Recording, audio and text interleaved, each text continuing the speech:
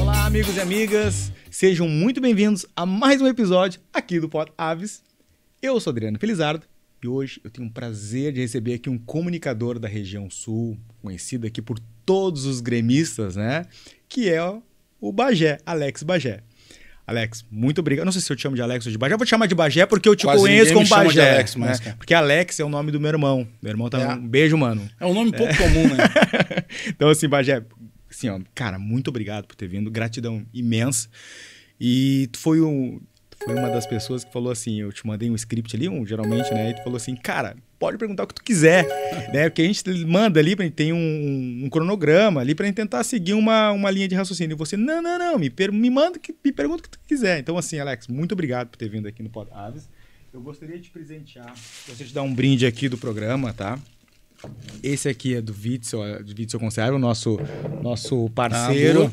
E aqui um mimo do podcast. Obrigado, pode cara. abrir no ar ali, né? Falando agora um pouquinho mais do nosso apoiador aqui, que é o Fujikura, a genética Fujikura. Você, avicultor, que quer uma qualidade em genética na sua granja, tá? Em genética de codorna, tem que ser Fujikura. Fujikura é especialista em genética, com alta produtividade de ovos e também de carne, também, para quem quer colocar em corte. E se você quiser realmente qualidade, é Fujikura. Show. Tem uma questão Uso aí. muito, viu? Toalhinha com a testa suando. Só que tem uma questão. O nosso logo não é azul. O nosso logo é Eu vermelho. tava vendo agora aqui pela caneca. E Obrigado, viu? Eu mudei exclusivamente porque é você, cara. Mudei porque assim, eu sei da sua identidade com o Grêmio, assim como eu também tenho a identidade aí com o Grêmio, eu não tem problema nenhum em falar. Até acho legal isso.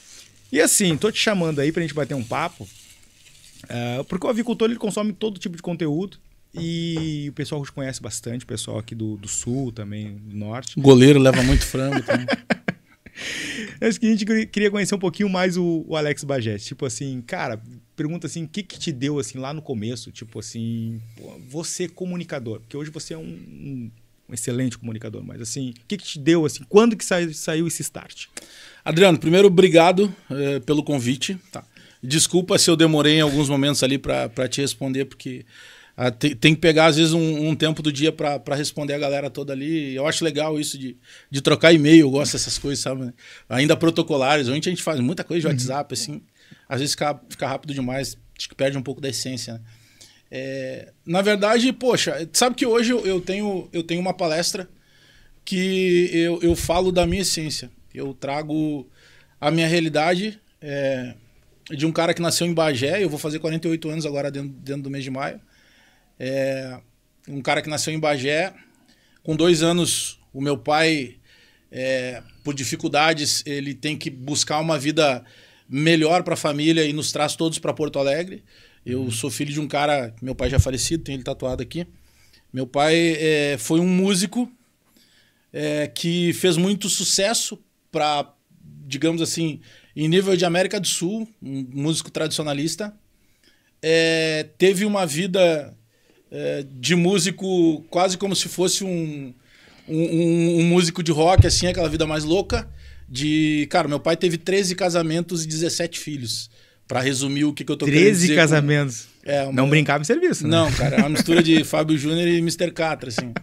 E aí o meu pai, já um pouco mais velho, fica doente e aí tem que tentar a vida já depois de uma certa idade doente. E, cara, só sabia fazer música, né? Vivia da arte, de uma hora ele virou servente pedreiro, mas já muito doente. Minha mãe, que era dona de casa, com pouco estudo, teve que se virar sendo faxineira. Sou criado por um servente pedreiro, por uma faxineira, com muito orgulho. E aí quando meu pai veio para Porto Alegre, na época tinham começado os loteamentos da Restinga. Uhum. Então a gente vai morar na Zona Sul. Sou criado na Restinga, criado na escola de samba, no estado maior da Restinga, minha escola de coração para sempre, minha segunda religião. Faço parte da diretoria, inclusive, então hoje a gente consegue fazer alguns projetos sociais lá para poder encaminhar outros tantos meninos e meninas, como eu fui encaminhado aos 11 anos, quando eu cheguei na escola de samba, para ser ritmista, porque tu tinha duas possibilidades de lazer morando na Restinga.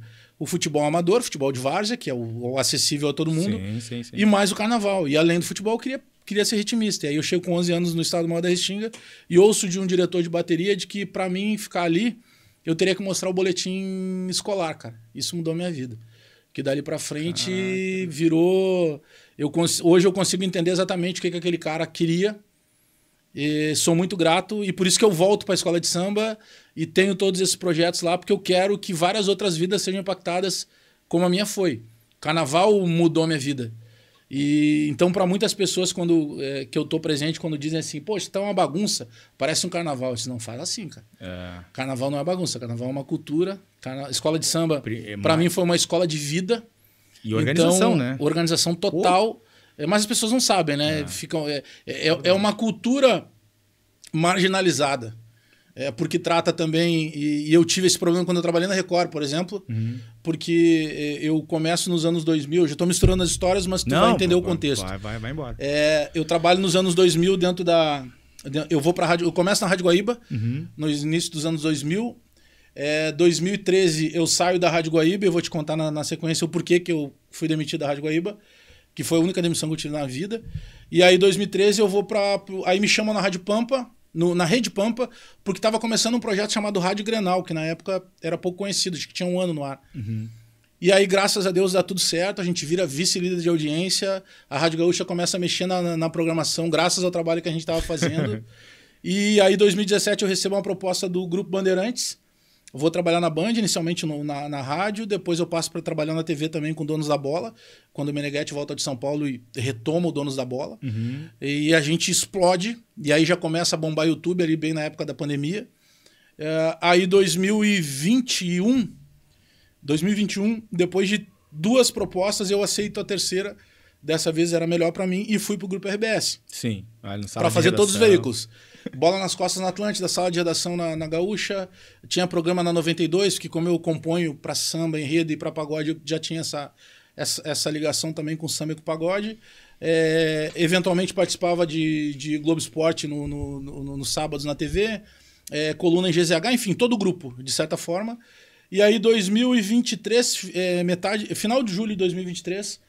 Eu, já depois de ter pedido demissão 7 meses atrás, eu resolvo que eu precisava voltar pro YouTube, fazer as minhas coisas. Tá, mas desculpa te interromper, mas na RBS foi você que pediu demissão ou Sim. você, tipo assim, pediu porque, bom, eu quero voar? Na verdade, assim, eu até acabei misturando as coisas, mas só para te responder ainda lá de época de guri. Então eu me crio na Restinga por isso, porque daí meu pai e minha mãe vêm morar na Restinga, né, que era o que dava para morar, mas sem dinheiro, procurando uma oportunidade melhor, morando na capital. Então eu me crio na Restinga. Eu tenho minha infância e adolescência na Restinga, dentro do estado maior da Restinga, conhecendo pessoas, aprendendo mais coisas. E na questão profissional, por que eu sou demitido da Record em 2013? Porque eu criei dentro da Record um departamento de carnaval. Porque se tinha a programação de carnaval, mas ela era uma programação que só... fala assim, um português muito claro. Só eram transmitidas as noites de carnaval porque a Prefeitura de Porto Alegre pagava um cachê para as emissoras na época, não tinha tanta cobertura. Então, quer cobrir o carnaval? Tem um cachê aqui. Aí, então, as pessoas mandavam pessoas que não eram do meio, e aí eu comecei a me inserir. Eu cheguei um dia e disse assim, teve um episódio muito engraçado. A atual campeã do carnaval, ela tem, a Acadêmica de Gravataí, ela tem como símbolo a onça negra. Né? Então tem todo um histórico. Mas por que onça negra? Então tem um histórico, porque que é escolhido aquele símbolo da escola. Aí tinha uma escola chamada Acadêmicos de Niterói, que eu acho que está do departamento fechado até, que ela tinha uma coruja de símbolo. E aí um dia eu tô ouvindo o rádio da transmissão, e aí uma repórter que não conhecia disse assim, poxa, tá passando agora aqui o estandarte principal da escola, a escola que tem como... tu vai achar engraçado porque tu é do meio. Que tem como símbolo um pinto marrom. Aí eu digo assim, cara, como assim pinto marrom? Pinto marrom, cara. Pô, não existe pinto marrom. Aí eu disse, a Niterói é uma coruja. Não existe pinto marrom, cara. Então, aí eu digo assim, aí eu cheguei na segunda-feira e falei, chamei o responsável e disse, olha só, quem sabe a gente faz um programa de carnaval ao longo do ano? E eu eu me comprometo a fazer aqui. Sim, e eu passei faço. a fazer. Se é pra fazer essa porcaria, eu faço. Porque o Cláudio Brito, cara, eu sempre montei muito a minha vida toda em estratégia, né? O Cláudio Brito tinha um programa na Rádio Gaúcha que era de domingo para segunda, que era o Bom Dia Segunda-feira. Quando chegava a época de carnaval, aquele programa virava um programa de carnaval. Eu digo, então o que eu vou fazer? Eu vou botar um programa no sábado. Sim. Porque a galera vai ouvir ele domingo, eu tô sábado, eu vou chegar antes dele. Sim. E como ele fazia todo o carnaval, inclusive Porto Alegre, eu disse, eu vou fazer só Porto Alegre. Aí eu peguei e comecei a fazer Porto Alegre, todos os grupos possíveis de Porto Alegre. E eu conhecia as pessoas, porque era o meu meio de convivência. Ok. Sabe? Eu ia lá no bar do Nato, no lado da quadra da Imperatriz Dona Leopoldina, ficava até 2 da manhã tomando trago com os caras ali, jogando sinuca. Então era o meu meio. Então eu conhecia o diretor de bateria, o auxiliar dele. Teve um tempo nas transmissões que vinha assim, ó, tem uma coisa chamada Bíblia, que é o apoio para quem tá fazendo a locução, a comunicação, a apresentação das noites. Okay. Então daqui a pouco vai dizer assim, olha, o presidente da Imperatriz, ele tá vindo num terno laranja. Só que a escola é toda laranja. Então vai passar lá quantas pessoas de laranja, tu não sabe quem é o presidente. Eu sabia. Porque eu conhecia as pessoas. Sim. E isso começa a dar muito certo. Muito certo. Poxa, eu fazia um programa que chegou a ser das 10 da noite às 2 da manhã. E eu fazia, às vezes, com 30 pessoas no estúdio. Cara. Sério, virou uma referência. O pessoal que vinha do Rio de Janeiro já tinha aquilo como referência, então deu muito certo. Entendi. Só que, em 2007, a Rádio Guaíba é comprada pelo Grupo Record. E o Grupo Record, conhecidamente, é o grupo da Igreja Universal, evangélica, que é uma igreja evangélica. Então, quando eu começo a fazer o carnaval e o carnaval começa a dar muito certo e tal, começam a aparecer várias contestações. Tipo, o carnaval, eu acho que a gente tem que vender mais. Mas eu mostrava lá, eu disse, olha, teve uma época que eu tive um patrocínio do Banco BMG. O Banco de Minas Gerais, eles não tinham agência em Porto Alegre. E patrocinavam? Eu consegui descobrir com contatos comerciais que tinham projetos culturais que eram abraçados por esse banco e que podia ser de qualquer parte do Brasil. Caraca. Então eu tinha o cuidado de saber que aquilo ali tinha despesa e que tinha que ter dinheiro entrando. E mesmo assim as pessoas diziam, vai ter que tirar do ar, porque não tem patrocínios. Como não? Tem um patrocínio de 1 ano do Banco BMG. E assim ia. Por quê? Porque o carnaval, por se tratar de uma cultura popular e uma cultura negra, tem raízes de matriz africana quando vai se falar de religiosidade. Eu sou filho de Ogum. Então, naturalmente, se tu prestar atenção nos temas enredos, grande parte são em homenagens a religiões de matriz africana. Sim. Vai se falar do candomblé, vai se falar de orixá. Teve um enredo há 2 anos atrás da Acadêmicos de Grande Rio que deixou claro para todo o Brasil o que significava Exu, que era visto como algo uma coisa completamente pejorativo e do mal. Isso. Aí se explica que não, que é o orixá da rua. Isso mesmo. Não é uma coisa demoníaca. Porque a religião de matriz africana, ela é ainda muito marginalizada no Brasil, por ignorância. Por ignorância. Porque as pessoas não conhecem. Isso mesmo. Porque se tirar 30 minutos de um dia para entender e ler o porquê que cada orixá tem a mesma representatividade, por exemplo, da Igreja Católica. Eu sou filho de Ogum, devoto de São Jorge, no católico. Tá tudo certo. Tá tudo certo. Entendi. E por aí vai, a gente ficaria horas e horas falando disso. Mas, lá na Rádio Guaíba, isso para mim passou a ser um problema. Um dia eu ouvi, olha, a gente não pode fazer apologia de uma outra religião, já que a gente não faz a nossa. Vocês não estão entendendo, não está sendo feita uma apologia de religião nenhuma. Está se fazendo uma cobertura da maior festa, da maior cultura de manifestação popular do Brasil, que é o Carnaval. E que se a escola de samba resolveu fazer um determinado tema, isso que a gente está fazendo não se transforma em publicidade ou apologia. Isso se transforma em cobertura jornalística. Isso mesmo. Tu tá dando informação. Tu tá levando informação. Mas enfim, aí um dia, por algum motivo, justificaram que eu tinha por contenção de custo. Cara, eu ganhava muito pouco para ter contenção de custo. Tá. Me senti elogiado, tô saindo daqui porque eu ganho demais. Não, era verdade.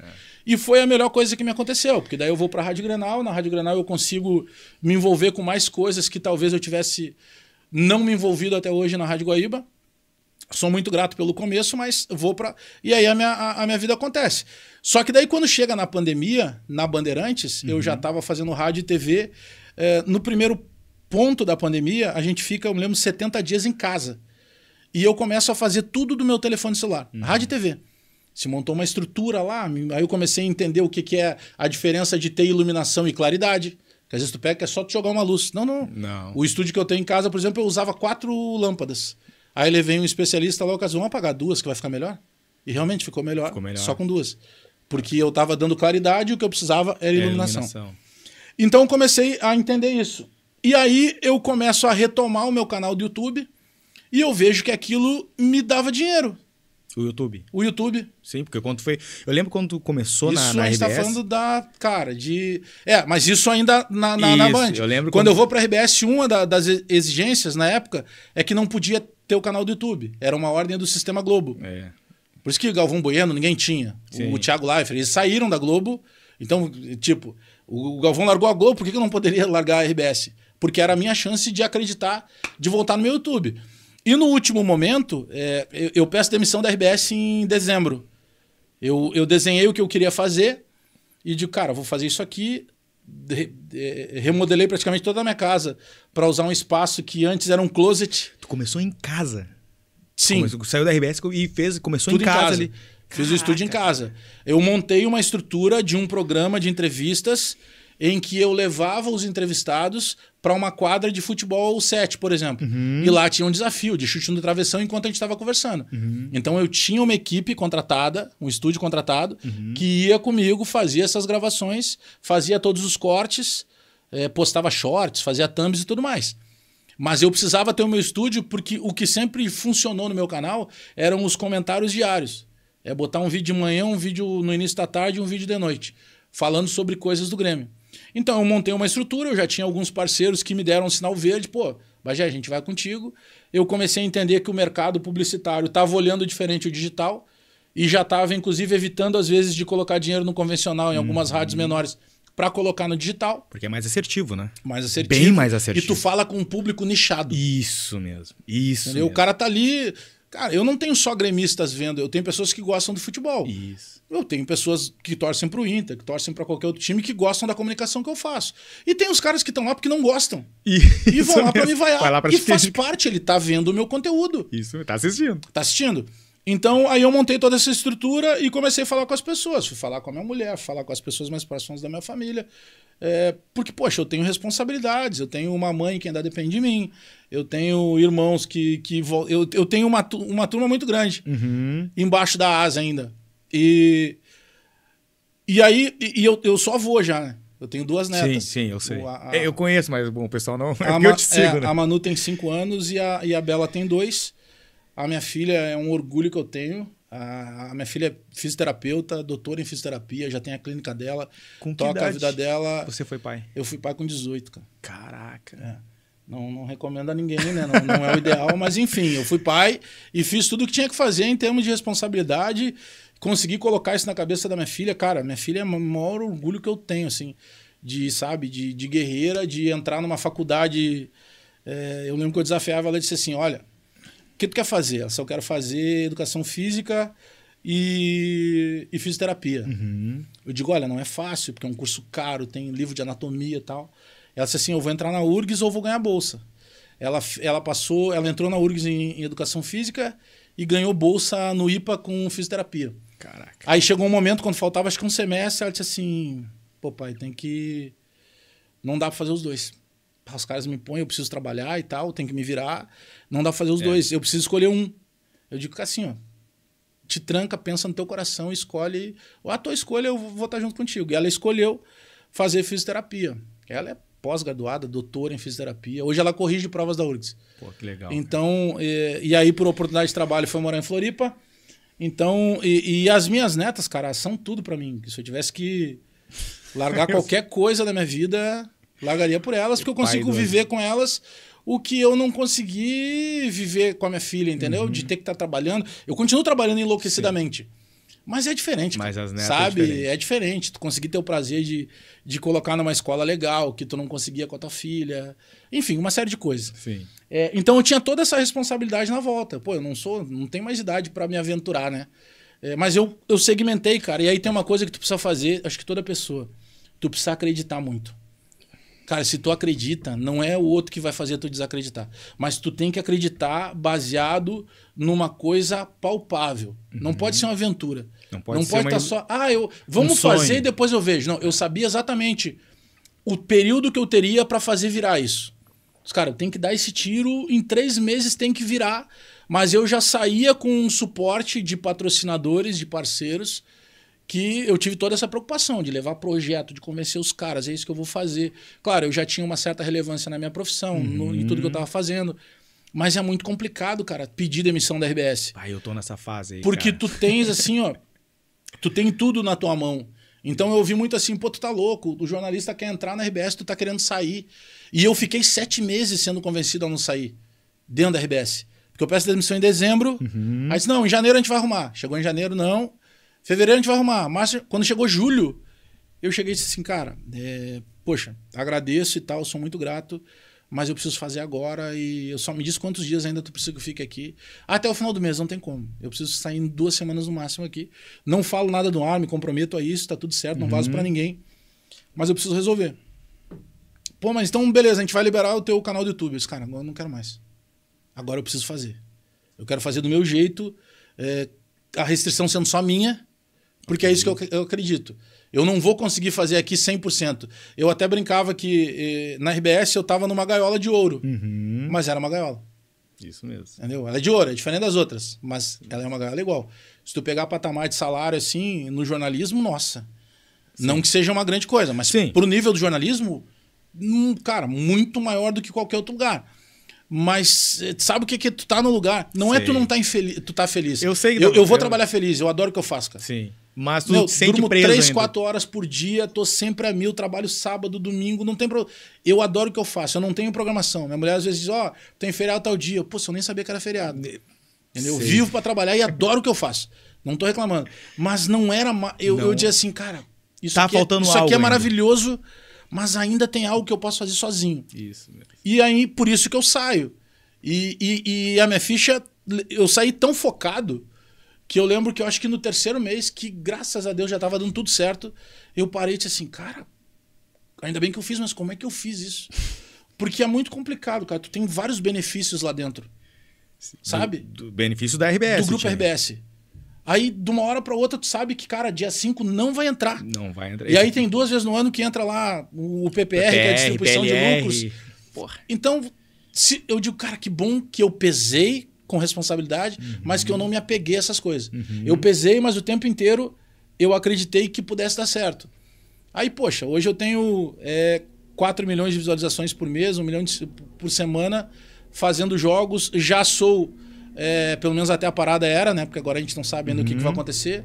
Mas eu era a transmissão de identificado do Grêmio top. Sim. Quando perdia pra RBS. Em vários jogos ganhei da RBS no digital. Sabe? De poder, em um momento ali de simultâneo, tá botando 18, 19, 20 mil pessoas, 22 mil pessoas. Tendo a minha equipe de trabalho, todo mundo remunerado, todo mundo pegando junto, todo mundo feliz, a gente fazendo as coisas acontecer. Viajando para tudo que é lugar. Meu repórter viaja em qualquer lugar. Vai ter lá, tem dias que tinha... tu tens hoje Gaúcha, Bandeirantes... Pampa e Rádio Grenal, 4 rádios. Já teve vários jogos que tinham 2 rádios e o meu repórter. Já teve jogo que tinha só a Rádio Gaúcha e o meu repórter. Caraca. Mas o meu repórter é sempre lá. Então a gente montou uma estrutura de muito trabalho, de muita correria. Não dá pra parar, é uma coisa engrenada na outra, sim. Mas eu fiz esse parêntese maior, assim, pra te exemplificar, assim, o quanto a proporção do que era difícil eu tomar a decisão de sair era justamente a responsabilidade... E a forma que eu pensei de transformar isso em real, em verdade. Em nenhum momento eu tive medo de em 3 meses dar errado. Mas nunca passou pela minha cabeça, cara. Aconteceu o problema, vamos solucionar. Tá, mas a tua mulher, tipo assim, porque eu quando fiz isso, a minha mulher quase teve uma síncope. Tipo assim, eu trabalhava no Citibank e eu saí pra poder ser empresário. Cara, ela só faltou me matar. Também, tipo, eu só trabalhava no Citi, né? Tipo, era gerente do Citibank. E, pô, é um salário top, cara. E aí, tipo assim, eu falei assim, pô, eu vou sair do Citi pra poder ser sócio numa indústria de embalagem que tá começando. Tipo, o salário caía por 1/3. Cara, quase fui escorraçado. Mas eu sabia que aquilo ali, tipo assim, ia dar certo, claro, entendeu? Cara. Ia dar certo, porque eu saberia fazer dar certo. Mas tu sabe de uma coisa? Primeiro eu te respondo assim, da questão da minha mulher, tá? Em nenhum momento colocou nada, simplesmente assim, o que tu quer fazer? Eu sei que vai dar certo, porque eu sempre fui muito focado nas coisas. Eu sempre fui muito estratégico, sabe? Eu meto a cara, não é fácil, é difícil realmente, mas sempre sabendo onde eu tô pisando. E isso que eu tô te falando, essa parte já minha comunicador. Eu viro comunicador com 24 anos. Eu não comecei cedo. Tá, mas aí que eu quero saber, tipo assim, quando é que tu viu que tu era comunicador? Tipo assim, com 12, 13, 14, Adriano, 15 quando anos. tu nasce, eu me criei numa mesma época junto com o Tinga, com o Paulinho, Paulo César Tinga. A gente costuma dizer que a gente... O jogador? O jogador. A gente chama ele de Paulinho até hoje, né? A gente costuma dizer que nós não tínhamos sonhos, que nós tínhamos objetivos. Ah, isso aí. Porque pro moleque que nasce lá... Por exemplo, Paulinho ainda nem foi criado pelo pai. Eu ainda tinha meu pai junto com a minha mãe. Paulinho tinha a dona Nadir lá batalhando. Mas nós tínhamos histórias parecidas. As nossas mães saíam de manhã sem saber o que ia acontecer e voltavam com a comida da noite. Então o exemplo que a gente tinha era de alguém que saía muito cedo, que trabalhava e que voltava com coisa boa. Quer mais cafezinho aí? Não, ainda tem aqui. Então nós tínhamos já um exemplo que trabalhar era bom. Minha mãe saía para trabalhar e voltava com as coisas que a gente precisava. Só que no meio disso tem várias transformações de pessoas que elas vão te dando subsídio, cara, eu acredito em muita coisa. São poucas coisas na vida que eu não acredito, cara. Tipo? Vou te dar um exemplo. Eu fui fazer um jogo em Varginha, que é a terra do ET. Tá, Varginha, tá. Varginha, lá interior de Minas Gerais. Conheço, já passei lá. Teve um jogo que o Inter foi fazer, na época eu fazia os dois, Inter e Grêmio, 2012. E aí o estádio do Mineirão estava sendo reformado para a Copa, o jogo não podia ser em Belo Horizonte, foi em Varginha. Eu cheguei um dia antes e fui verificar a veracidade das histórias. Eu saí de lá com a certeza que alguma coisa aconteceu lá, eu não vou entrar nesse ponto porque, cara, eu acredito plenamente, Não, sabe? eu acreditei que algo aconteceu. Sim. O que aconteceu? Que eu não sei, mas algo. Se era ET, senão eu não sei. Tipo assim, ó, não mas sei se é ET. Não foi uma invenção. Isso. Tá? Algo aconteceu. A NASA não foi ele. Vamos olhar aqui no mapa. Varginha, vamos pra Varginha. Isso. Não foi à toa, tá? Não foi Era uma cena de filme. Eu fui ver em jornais, conversando com pessoas e tal. Então, eu acredito em várias coisas, cara. E eu acredito que tem pessoas que entram na tua vida pra te ajudar. Seja fazendo bem ou não. Acho que nada é em vão, se não é bênção, é lição. Acho que só tem que identificar o que é bênção e que pode ser utilizado como bênção e o que aconteceu para ser lição. Teve uma vez que a minha mãe, eu devia ter 7 para 8 anos, eu sempre digo, a gente nunca passou fome, tá? Nunca passamos fome. A gente tinha dificuldade de não ter aquele tênis, de não, sabe? Sim. Eu tô fazendo um móvel na minha casa agora, que eu consegui fazer um móvel para guardar os meus tênis. Eu tô num orgulho que tu não tem noção. Por quê? Porque quando eu era guri, teve um dia que a minha mãe fez um crediário de um tênis em 12 vezes. Então, ao longo de um ano, eu usei o mesmo tênis para tudo. Para estudar, para jogar bola, trabalhar. Jogar bola, tu tirava e jogava de pé no chão. Né? Pra não estragar o tênis, claro. Só tinha aquele. Então, e os meus amigos de mesma idade que já trabalhavam no tráfico, porque o tráfico sempre oferecia para trabalhar, eles tinham um tênis melhor que o meu toda semana. Sim. Então, a cada mês, eles tinham 4 tênis melhor que o meu. Entendi. Então, na época, eu me lembro que era Diadora, era Fila, era o Maratona. Nike era o top. Não, o Nike já foi depois ainda. Então, quando eu consegui comprar os meus tênis, eu sou maluco por tênis, cara. Onde eu vou, se aqui vocês vendessem um tênis, eu comprava um tênis. Entendi. Então eu tô no orgulho danado, que eu tô fazendo um móvel para guardar os meus tênis. Isso não tem nada a ver com soberba. Isso tem a ver com realização. Sim. Eu consegui entender que toda vez que eu olho para aquilo, era o guri que não tinha, que hoje eu posso escolher o tênis que eu quero usar e que eu tenho um lugar só para guardar. É um orgulho meu. É como se fosse um troféu. É um troféu meu. É uma coisa minha. Porque isso me leva a entender de onde é que eu venho. E isso me leva a entender o quanto foi importante o meu pai e a minha mãe me protegerem à moda deles, porque eles eram pessoas com pouco estudo, mas com muita sabedoria. Mas me protegerem a ponto de que eu não me envolvesse com o tráfico. Porque todos os meus amigos que se envolveram com o tráfico, eles estão presos, eles estão aleijados, eles estão escondidos da polícia ou de alguma facção, ou eles estão no cemitério. Então, toda vez que eu não tá montado ainda esse móvel, toda vez que eu olhar ali, toda vez que eu saio para trabalhar e eu escolho o tênis que eu quero botar, isso me vem à cabeça, isso me dá muita força. Uhum. Então, eu tive um amigo chamado Carlinhos, que ele trabalhava no tráfico. Um dia eu estava assistindo o Jornal da Globo depois de chegar do colégio, e aí eu lembro que o apresentador disse assim: agora vamos a Porto Alegre, onde nessa tarde a agência bancária do Banrisul, dentro do Grupo RBS, foi assaltada. Quando mostra a câmera, quem é o cara que está rendendo todo mundo? O meu amigo. Aí passam-se os anos, eu recebo 2 propostas da RBS, na época para mim elas não eram interessantes, e na terceira eu vou. Todos os dias que eu entrava lá, eu via aquele letreiro do Grupo RBS e eu lembrava do Carlinhos. Putz. Olha que louco. Se 2 caras que foram criados no mesmo ambiente, por que um entrou para roubar e o outro entrou contratado pelo Grupo RBS? E mais, depois de alguns anos eu saí porque eu quis de lá. Então é isso que me faz todo dia acreditar nas coisas e tentar ser uma pessoa que as pessoas queiram ficar perto de mim. Porque eu tenho muito orgulho do que eu consegui fazer comigo. Sim. Entendeu? Isso não tem a ver com ostentar, com nada. É uma construção que todos esses detalhezinhos lá atrás. Então eu estava dizendo para ti que eu nunca passei fome, mas teve um dia, na época eu tinha mais um irmão, depois ainda nasceu mais um, né? Depois de mim. São em quantos? Não, o meu pai, todos os irmãos 17, eu sou o 15. Tem mais 2 depois de mim. Mas na época tinha o 15 e o 16, não tinha o 17 ainda. A minha mãe... meu pai foi pai com quase 60 anos a última vez. Putz. Se tivesse vivo, tava com filho. Gostava da coisa. Era ativista. E aí, um dia minha mãe chegou e disse assim, tu precisa sair comigo para trabalhar. Assim. E eu sabia que naquele dia a gente não tinha nada em casa. Entendi. Naquele dia, tá? A gente não passava fome, mas naquele dia não tinha. Naquele dia, por um acaso... Não tinha o que fazer. Meu pai doente, meu irmão mais novo ali, então... A minha mãe pegou uma fichinha, porque o Vale Transporte era uma fichinha. Sim. Pegou uma fichinha emprestada e foi até Ipanema. Nós morávamos na Restinga. Ipanema era o bairro da burguesia em Porto Alegre antigamente. Aqueles casarões. Até hoje tem, né? Mas não é mais da burguesia, porque hoje tem os condomínios fechados. Mas era ali. E aí eu me lembro que, moleque, né? Guri, eu passei por baixo da roleta. Só tinha a ficha... E olha só, minha mãe pediu uma. Não pediu de ida e volta. Pediu uma. Uma só. Ela tinha que acertar aquele tiro. Então, quando a gente desce ali na Restinga, a gente dizia que o ônibus vinha cheio e ali esvaziavam porque eram as mães de família que desciam para trabalhar. Aí no final do dia, quando chegava o ônibus ali, enchia de novo, porque eram elas voltando para casa. E a minha mãe, era um dia muito quente, cara, muito, muito calor, a minha mãe começa a bater de casa em casa e a minha mãe em nenhum momento pediu nada. A minha mãe perguntava se ali queriam alguém para trabalhar. Contigo Olha junto. a diferença, comigo pela mão. Ela não pediu. Tem alguma coisa sobrando? Nenhum momento. E vários lugares que ela chegou, tinham seguranças nas casas que eu não tem nada para dar aqui. E destratava a minha mãe. E é compreensível, porque o cara tava ali para dar aquela ordem.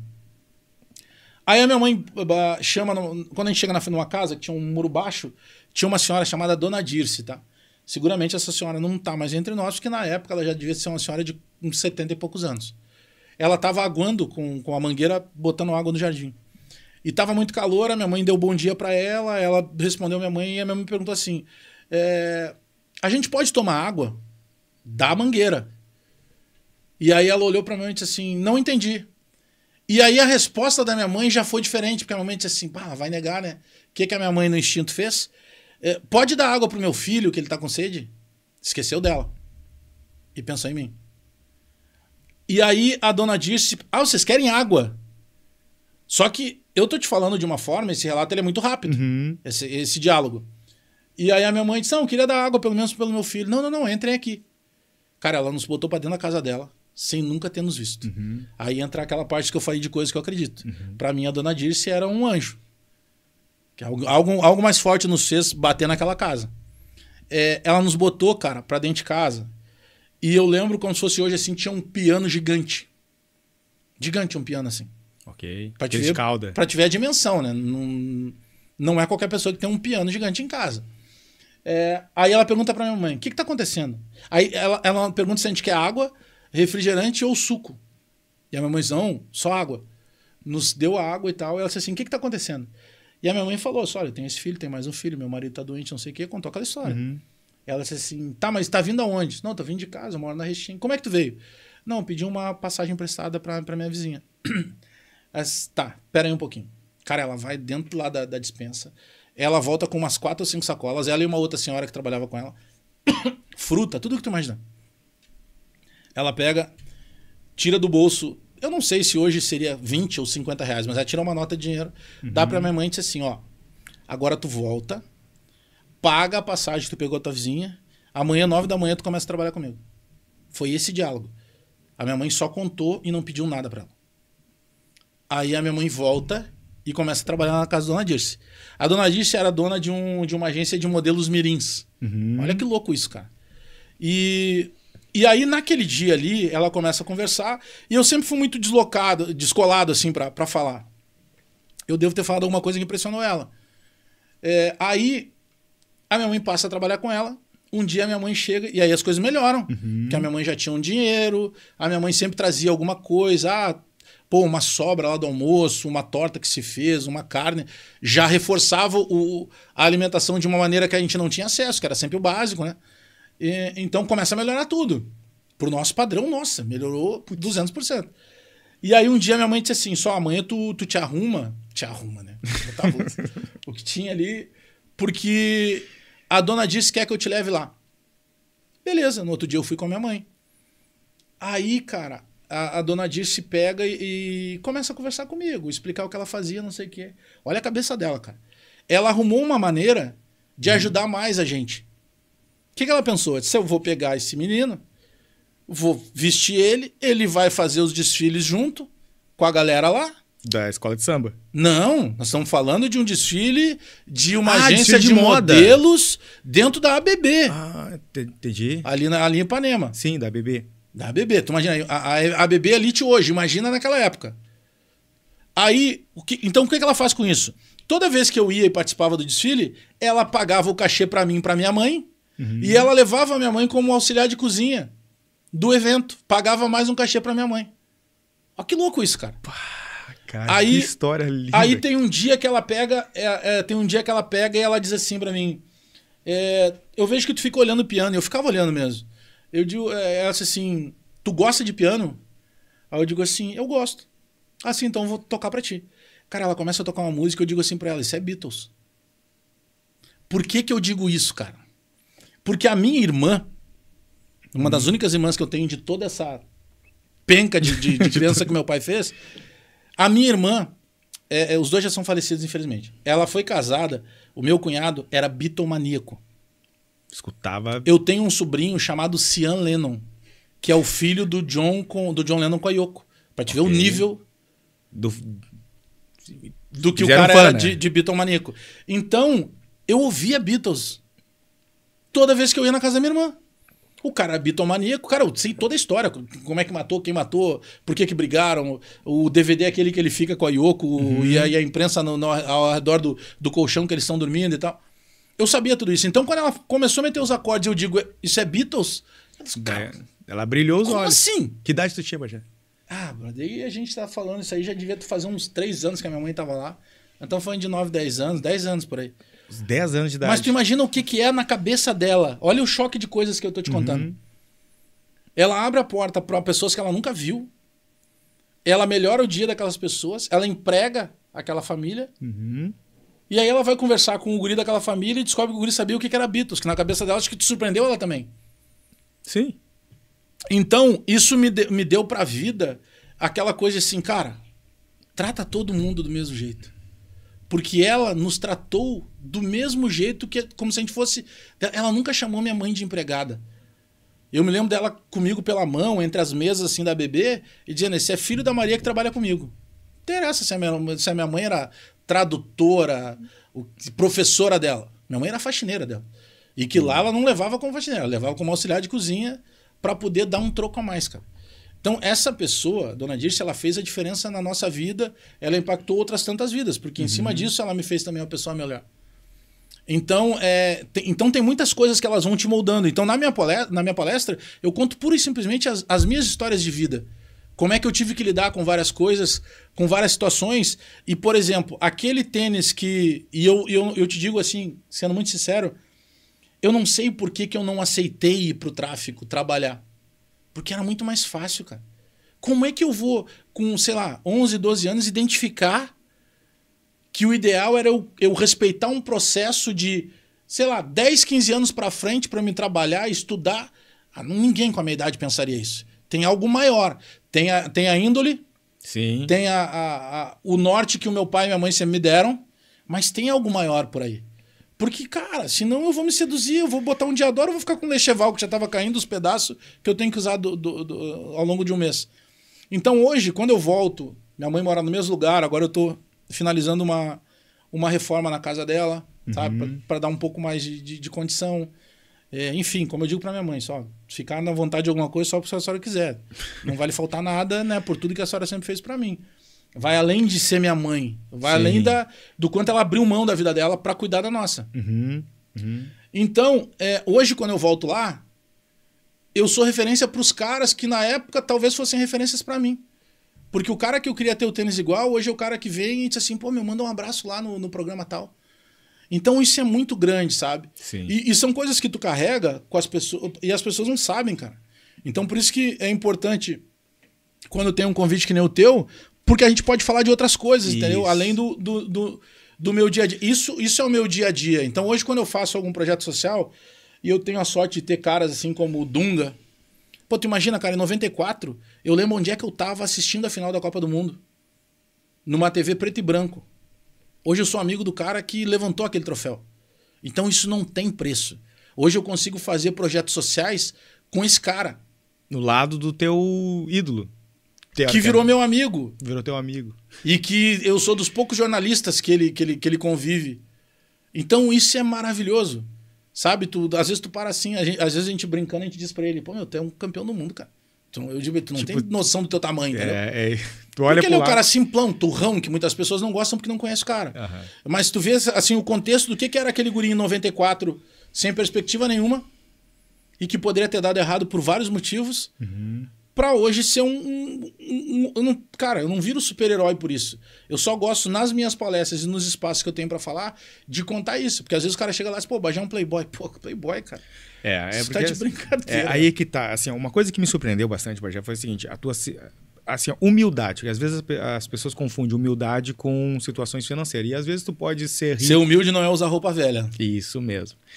E me surpreendeu bastante, cara, porque, assim, logo de bate-pronto foi... Tu não perguntou quem a gente era, tu não perguntou da onde... Cara, simplesmente chegou e falou assim, podcast, tá, ok, beleza, quando é que tu quer gravar? A gente tem tais datas, pode ser na sexta, pode ser na sexta. Cara, assim, tipo... Eu até tava falando pra produtora... Uma simplicidade, o cara não perguntou em nenhum momento quem nós éramos, quantos seguidores nós tínhamos, quantos inscritos nós tínhamos. Não, simplesmente é podcast, sim. E aqui tá uma questão que o podcast traz, é saber, porque às vezes o profissional, o Bagé profissional, todo mundo sabe, se quiser vai lá. Mas é trazer essa questão pessoa, de saber que todo profissional tem uma história. Todo mundo tem uma história. E tentar resgatar essa história e saber... Uma coisa que eu explico pro meu filho é... A história, por que a gente estuda história? Porque explica o hoje. Né? Então, se você chegasse aqui de mau humor, porque aconteceu alguma coisa. Se você chegasse aqui feliz, aconteceu alguma coisa que deixou você feliz. Então, a história serve para isso. Então, se você está aqui hoje, é porque existe uma história. E conhecer a história do Bagé, para nós está sendo bem gratificante. E a questão, assim... E tudo isso te fez você ser o Bagé. E como você é hoje, a questão de exigência com os teus filhos. Como você foi, na verdade, né? Exigência com os teus filhos. É que assim, cara, é isso que eu tava te separando da forma que eu agi com a minha filha e a forma que eu acabo agindo com as minhas netas, né? É completamente diferente. Pô, quando elas estão aqui, eu quero pegar elas um dia, ir numa tarde no shopping, botar naqueles carrinhos de controle remoto, ficar que nem uma criança ali, cara. Pra mim aquilo ali é fantástico. Um dia se tu me encontrar, tu já sabe, tô de bobeira ali, porque é incrível, assim, sabe? Mas eu sou obcecado por trabalhar, cara. Eu gosto muito de trabalhar, não acho ruim trabalhar. Eu acho fantástico, assim, poder trabalhar com uma coisa que eu gosto. Tu me perguntou ali, eu acabei não te respondendo sobre como é que surge a questão da comunicação. E eu usei aquela frase, né, que eu e o Tinga a gente usa, que a gente não tinha direito a sonhar. A gente tinha que trabalhar, cara. Porque a gente tinha que ajudar dentro de casa. Então, eu começo, por exemplo, ali eu te falei dessa história da minha mãe lá com a dona Dirce. Com 12 anos eu começo a entregar Correio do Povo, jornal. Na minha palestra eu até mostro, cara, porque que não tem aqui um correio. Se tivesse um correio, eu sei dobrar até hoje. Porque era mais fácil entregar a pé. Porque daí eu ia dobrando, ele dobra no jeito que é um envelopezinho. E aí tu atirava lá na varanda das pessoas, que daí o cachorro não rasgava e não pegava sereno. Então, como ele era fininho, né? 0 hora tu tinha que entregar no dedo num saquinho, que ela era mais grossa na época. Sim. O correio tu ia... Então, com o correio, o que eu fazia? Eu ia estudando, cara. Então, eu sabia o que estava acontecendo em qualquer parte do mundo. Prisão do Mike Tyson, coisas com Michael Jackson. Porque eu ia lendo jornal. Eu tinha 1h30, 2 horas para entregar 343 casas. Nunca me esqueço. Então, eu aproveitava e ia lendo. Então, me abastecia de cultura. E a palavra, cara, ela é muito forte. Se tu falar e tu acreditar naquilo, a palavra tem muita força, cara. E eu já ouvi isso achando que era bobagem, não é. E eu dizia, um dia eu vou botar meu nome nesse jornal. E eu começo trabalhando pela Rádio Guaíba e pela Caldas Júnior, né, que era o Correio do Povo. Então, naturalmente, a gente tinha matérias dentro do Correio do Povo. Então, num dia, eu tenho até hoje aguardada a folha da primeira vez que meu nome saiu no Correio do Povo. Então a palavra tem muita força, só que não adianta tu acreditar, sentar na calçada e achar que vai passar um avião e vai jogar um saco de dádiva pra ti. Tu tem que correr atrás, né? Com tudo. É a mesma coisa que eu costumo brincar com a fé. Cara, eu não vendo religião. Eu tenho a minha, acredito muito, mas eu vendo fé. Eu acho que tu precisa ter fé. Tu precisa acreditar. Se a fé é que tu saia com um saquinho desse no bolso, faz isso. Quer entender como é superstição? Pra mim isso tá além. Porque acho que a fé tu carrega aqui. Isso mesmo. Sabe? De tu entender de que maneira aquilo vai te proteger. Não é tu, por favor, meu Deus, me dá um saco de dinheiro. Esquece, cara, ele não vai te dar. Agora, se tu pedir que ele te dê saúde, que ele te dê proteção, que ele te faça ter os melhores pensamentos, que tu possa fazer as escolhas com o maior poder de sabedoria, pode ter certeza que isso vai acontecer. Mas tu tem que continuar buscando. Tem uma porta ali que tu tem que ficar batendo. Então, Então, por exemplo, aí eu começo a entregar Correio do Povo 12 anos. E aí, dali pra frente, cara, várias e várias coisas foram acontecendo. Porque tu falou há pouco agora da conversa que tu tem com teu filho, que tu falou sobre história, né? Sabe que esse aprendizado eu tinha em samba enredo. Eu aprendia com o samba enredo. Por quê? Porque se tu prestar atenção, todo samba enredo conta uma história. Isso mesmo. Então vai lá, a história de Marquês de Sapucaí. Eu não sabia quem era Marquês de Sapucaí. Aí eu vou descobrir, Marquês de Sapucaí é o nome da passarela do samba do Rio. Não. Ele foi um inventor brasileiro que inventou muita coisa que a gente usa no dia a dia, que a gente nem lembrava. Ele sequer era carioca, ele era mineiro. E eu consegui descobrir isso num samba enredo. Então, quando eu consegui entender isso, eu sempre gostei muito de escrever, eu sempre fui muito ligado à língua portuguesa. Então, trabalhar no jornalismo era algo que eu já queria. Mas por ter objetivo e não sonho, eu precisava fazer o que estava ao alcance de ganhar grana, cara. E aí eu começo com 17 anos a estagiar no escritório, através do CIE. Começo a estagiar como office boy, cara, uma profissão que nem existe mais, né? Cara, a gente tá falando de uma coisa... Poxa, nós estamos falando de 93, cara. Era pré-internet no Brasil, depois veio a internet de escada, não tinha celular. Cara, a internet que a gente tinha que entrar depois da meia-noite para ter um pulso. Mas só. Eu guardo muito, sabe? E o que eu falo, o que eu tô te contando aqui, eu conto na minha palestra de uma maneira mais elaborada, claro, mas com coisas que eu vivi e que me dão o tamanho disso. Eu trabalhava no escritório, ficava na Vasco Alves, que é paralela ao gasômetro, lá no final da Andradas. Na verdade, no começo, né? Porque Andradas começa perto do Rio. Eu pegava o Restinga lotado, 1h10, a gente até brincava que se alguém desmaiasse... Pra encontrar tu ficava em pé. Só no final. Só no final que ia ver que ia cair. 1h10, cara, do jeito que tu entrasse. Se tu escolhesse a mão esquerda pra cima hoje, vai com a mão esquerda 1h10. Não tem espaço. E não era exagero. E aí, então, eu descia no final da linha, atravessava ali a Praça da Matriz e passava todo dia ali. E eu pensando, né? Pô, aqui tem o Poder Legislativo, o Poder Executivo, o Poder Judiciário. Sabe, eu sempre botava isso na cabeça assim, cara. Eu ainda vou entrar em todos esses poderes aqui, mas de alguma maneira sendo homenageado. Nunca entrando aqui porque deu algum problema. Sabe? E aí eu pegava a Fernando Machado, que era uma rua com muita árvore, muito arborizada. Irmão, eu lembro como se fosse hoje um dia muito frio e que eu saí de camiseta Mas não é porque eu queria botar moda, é porque eu só tinha a camiseta para colocar. Tava tão frio quando eu desci no centro que tinha poucos focos de sol. Cara, eu te juro assim, eu acredito muito em Deus, tá? Eu juro por Deus. Eu atravessei a Praça da Matriz, eu olhei no lado, tinha o Palácio Piratini, Palácio do Governo, e aí a Igreja Metropolitana, o Palácio do Governo, e uma entrada que é onde fica a guarita da Brigada Militar. Ali tinha um facho de sol. Cara, eu parei ali, eu disse, cara, eu vou ficar uns 5 minutos aqui, juro, velho, pra esquentar.